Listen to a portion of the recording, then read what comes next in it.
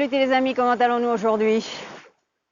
Qu'est-ce que vous croyez? Que la vie elle est juste, elle est pas juste? Elle fait pas de cadeaux, elle traite mieux le voisin?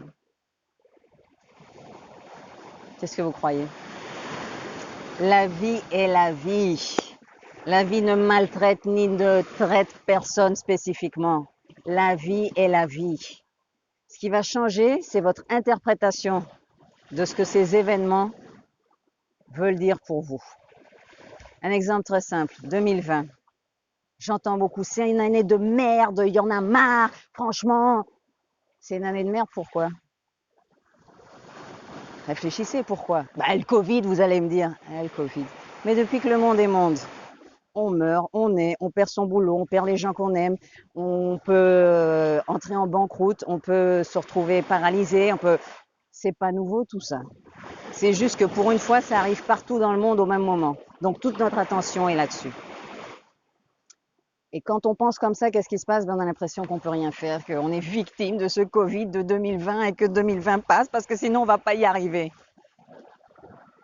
Mais si on pense que 2020 est une année difficile, au lieu de merdique, il faut s'arrêter en se disant, ok, c'est difficile, mais qu'est-ce que je peux faire moi pour qu'elle soit un peu moins difficile?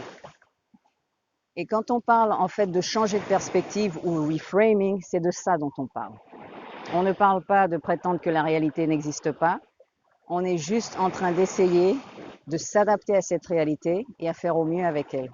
Parce que quand on est dans le c'est pas juste, c'est comme ça, c'est parce qu'on est avec l'idée que la vie devrait être d'une certaine façon, devrait nous traiter d'une certaine façon. Et alors là, on perd beaucoup d'énergie parce qu'on se bat contre une réalité qu'on ne peut pas changer. On perd de l'énergie en n'acceptant pas ce qui est. Et ce qu'on veut en fait, c'est accepter ce qui est. Parce qu'une fois qu'on accepte ce qui est, on peut changer certaines choses.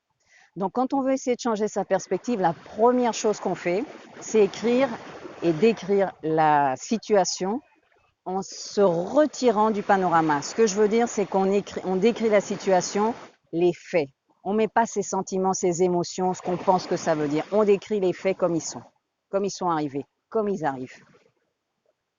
Dans un second temps, on écrit tout ce que ces faits nous font ressentir. Qu'est-ce qu'on croit, qu'est-ce qu'on pense que ça veut dire, comment ça nous fait sentir. Ça, c'est ce qu'on fait. Mais d'abord, on décrit les faits. Ensuite, ses émotions. Et le troisième pas, en fait, on commence à se poser la question, qu'est-ce que je pourrais faire pour améliorer les faits, ce qui améliorerait aussi mes émotions? Parce qu'on a toujours un petit peu d'action. Toujours, toujours, toujours.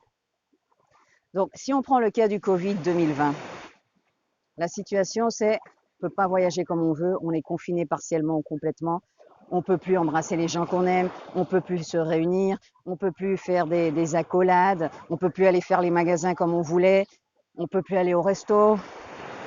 Il y a plein de on peut plus, on peut plus, on peut plus, on peut plus. On n'a sans doute plus non plus le même pouvoir économique. Bref, il y a plein de restrictions. Ça, c'est une réalité qu'on ne peut pas changer. Mais à partir de là, qu'est-ce que je peux faire moi pour me sentir un petit peu mieux dans tout ça? Ça va dépendre de chacun. Mais par exemple, dans mon cas, moi, je suis quelqu'un qui aime beaucoup la mer et qui aime beaucoup être dehors. Donc, qu'est-ce que je fais tous les jours? Je me débrouille pour être près de la mer. Parce que ça, moi, ça me recharge. Je danse chez moi puisque je ne peux pas danser ailleurs. Je connecte beaucoup avec les gens par WhatsApp parce que je ne peux plus être en personne avec eux. Donc, je fais toutes ces petites choses-là parce que ça me donne de la vie. Et à me donner de la vie, ça me rend en 2020 beaucoup plus facile à sobrellevar. Et je trouve pas le mot en français là tout de suite. Mais c'est pas grave, je crois que vous avez compris ce que je voulais dire. Mais en gros, quand on change la perspective, la première chose qu'on fait réellement, c'est d'écrire les faits. On décrit les faits, on décrit ensuite ses émotions, et ensuite on se pose la question de comment je fais pour améliorer ça. Et en faisant ça, posez-vous aussi des questions comme si ça arrivait à un ami à moi, qu'est-ce que je lui dirais pour que cette personne se sente mieux? Parce que souvent on parle mieux à un ami qu'à soi-même. Comment je peux, qu'est-ce qui est dans mon contrôle, qu'est-ce qui n'est pas dans mon contrôle? Parce que ce qui n'est pas dans mon contrôle, je le laisse là. J'accepte ce qui est. Ça ne veut pas dire que je me résigne, c'est très différent. Mais j'accepte que la situation, elle est difficile. Mais moi, je veux arriver à surpasser cette situation. Alors, qu'est-ce que je fais? Je change ma perspective. Donc, comme je vous dis, changer la perspective, On n'est pas en train de dire que la réalité n'est pas la réalité, mais on est plutôt en train de dire qu'est-ce que je fais moi avec cette réalité pour arriver à la surpasser. Et si vous pratiquez ça, vous pratiquez ça, vous pratiquez ça, je vous promets que ce que la vie va vous jeter à la gueule, vous allez pouvoir le surpasser sans problème. Je vous souhaite une bonne journée. Ciao!